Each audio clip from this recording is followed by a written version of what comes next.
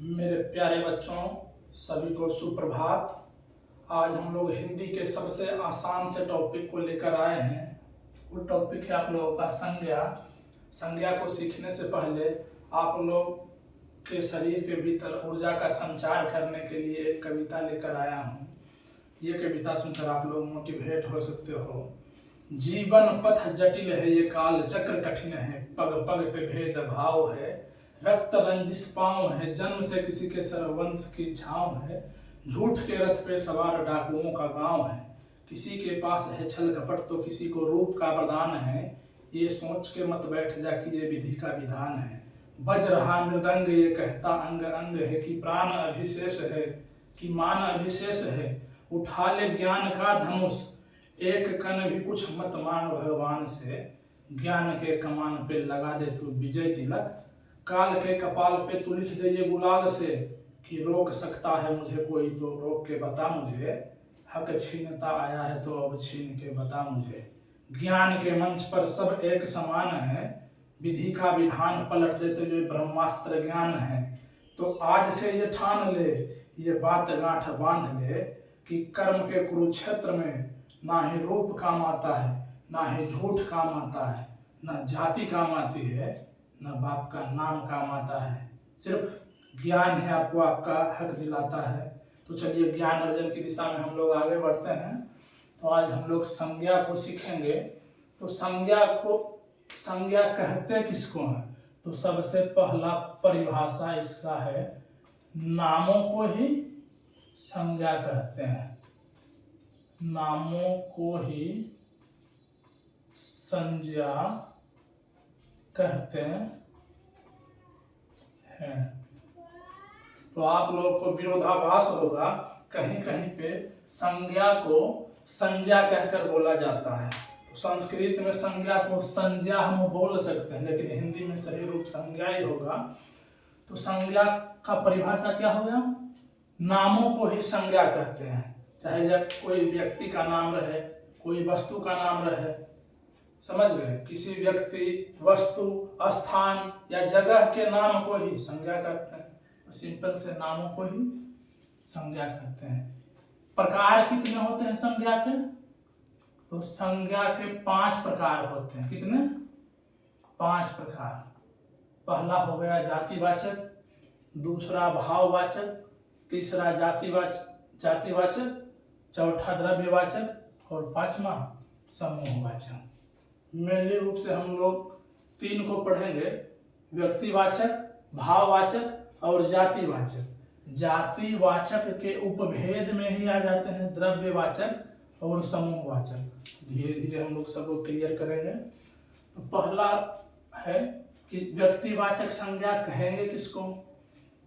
किसी का भी नाम रहे, परिभाषा रटना नहीं है, किसी का भी नाम रहे वो व्यक्तिवाचक संज्ञा हो जाएगा। इसमें ऐसे भी इसका परिभाषा हो सकता है, किसी विशेष व्यक्ति, किसी विशेष वस्तु, किसी विशेष स्थान के नाम को ही व्यक्तिवाचक संज्ञा कहते हैं। तो सिंपल सा किसी का भी नाम है, जैसे एग्जाम्पल में हम देख रहे हैं। पहला एग्जाम्पल है बच्चा, दीपक। बच्चा हो गया जातिवाचक। बच्चा का मतलब बहुत सारा बच्चा, मनीष कुमार या कोई दूसरा बच्चा भी होगा। और जैसे कोई हम दीपक नाम ले लिए तो ये व्यक्तिवाचक नहीं, ये दीपक को ही हम संबोधित कर रहे हैं, तो ये व्यक्तिवाचक हो जाएगा। जैसे हम किसी पर्वत का नाम ले लिए, हिमालय, पूछा जाएगा हिमालय कौन सा संज्ञा है, तो व्यक्तिवाचक। और यही हम डायरेक्ट पूछ देंगे पर्वत, तो पर्वत का मतलब कौन? हिमालय हो गया, विंध्याचल हो गया, बहुत सारा अरावली पर्वत हो गया, बहुत सारा है। तो किसी का भी नाम रहे वो व्यक्तिवाचक संज्ञा है। जैसे यहाँ देखिए कुत्ता दिया गया है, तो कुत्ता का मतलब काला कुत्ता, गोरा कुत्ता, बहुत प्रकार का कुत्ता होता है। और कुत्ता में यदि हम इसका नाम दे देंगे टॉमी, तो ये व्यक्तिवाचक, कुत्ता का विशेष नाम है टॉमी। किसी कुत्ता का नाम रहता है मोती, तो हम मोती बोल दे या टॉमी बोल दीजिए, व्यक्तिवाचक संज्ञा में ही आ जाएगा। आगे देखिए पूछ देंगे हम नदी, तो नदी हो जाएगा जातिवाचक संज्ञा। और यही नदी में किसी का नाम ले लेंगे, कृष्णा नदी, गंगा नदी या गोदावरी नदी, ये व्यक्तिवाचक संज्ञा हो जाएगा। उसी प्रकार देखिए देश, देश में हो गया कि सब देश, और किसी का नाम हो गया जैसे भारत, अमेरिका, जापान, किसी का नाम है तो ये व्यक्तिवाचक है। शहर में देखिए, शहर हो गया जातिवाचक, और शहर का नाम है जयपुर, पटना, रांची, ये सब व्यक्तिवाचक हो जाएगा। इसी प्रकार पर्वत, पर्वत में हिमालय, अरावली, विंध्याचल, ये सब व्यक्ति में आ जाएगा, और यही पर्वत जाति में आ जाएगा। इंसान जैसे मनीष हो गया, छोटू, सबलू, ये सब नाम है किसी का, तो ये व्यक्तिवाचक है, और यही बोल देंगे सिर्फ इंसान या मनुष्य, ये क्या हो जाएगा, जातिवाचक में आ जाएगा। तो चलिए आगे हम देखते हैं, इसी को समझ गए, किसी का भी नाम रहे तो ये व्यक्तिवाचक हो जाएगा। अब दूसरा में आइए, भाववाचक। भाववाचक संज्ञा कहेंगे किसको, किसी चीज को हम महसूस करें, अनुभव करें, इसको हम भाववाचक संज्ञा कहते हैं। सिंपल सा ट्रिक है, महसूस कर सकें। जैसे हम बुढ़ापा को महसूस कर सकते हैं, बुढ़ापा को महसूस कर सकते हैं। कोई भी हम मिठाई खाए तो मीठापा को महसूस कर सकते हैं, कितना मिठास है, जलेबी कितना मीठा है। बचपन, बचपन को भी अनुभव कर सकते हैं, फील कर सकते हैं। क्रोध, इसको भी हम महसूस कर सकते हैं। अहंकार, घृणा, ये सब महसूस कर सकते हैं हम लोग। कोई भी चीज मान के चलिए, हम लोग गुपचुप खाए बाजार में और खट्टा है, तो खट्टा को हम लोग महसूस कर सकते हैं, तो खट्टा आ गया भाववाचक संज्ञा में, समझ गए। उसी प्रकार देखिए जातिवाचक संज्ञा, एक जैसे दिखने वाली बहुत सारी चीजें, यहीं से ही क्लियर हो गया। जैसे कि हम लोग पर्वत बोल दिए, हिमालय बोल दिए, कुत्ता बोल दिए, नदी बोल दिए, देश बोल दिए, ये आ जाएगा जातिवाचक में है। तो यहाँ देखिए पंखा, तो पंखा का नाम नहीं है दरवाजा। साइकिल एवन का है या एटलस का है, ये तो लिखा नहीं है, लेकिन साइकिल लिख दिया है सिर्फ, तो ये क्या हो जाएगा, जातिवाचक। फल लिख दिया है, तो फल में आम है या संतरा है या शरीफा है, ये तो लिखा नहीं है, सिर्फ फल है, तो ये जातिवाचक हो जाएगा। पतंग, हाथी, बिजली, मटका, छोटा मटका है या बड़ा मटका है, या काला मटका है या कोई दूसरे कलर का मटका, ये तो लिखा नहीं है, तो सिर्फ मटका है, तो ये जातिवाचक हो जाएगा। हम देखिए जातिवाचक के उपभेद में ही द्रव्यवाचक संज्ञा और समूहवाचक संज्ञा आते हैं, तो इसको भी हम देखेंगे। द्रव्यवाचक संज्ञा चौथा को क्लियर करते हैं। इसका ट्रिक है मापना या तौलना, किसी चीज को हम माप सकते हैं या तौल सकते हैं, उसको कहेंगे द्रव्यवाचक संज्ञा। जैसे देखिए लोहा को हम लोग तौल सकते हैं, सोना को भी तौल सकते हैं, चांदी, तेल को हम माप सकते हैं, घी को भी माप सकते हैं कि नहीं 1 लीटर है, 1 केजी है, समझ गए।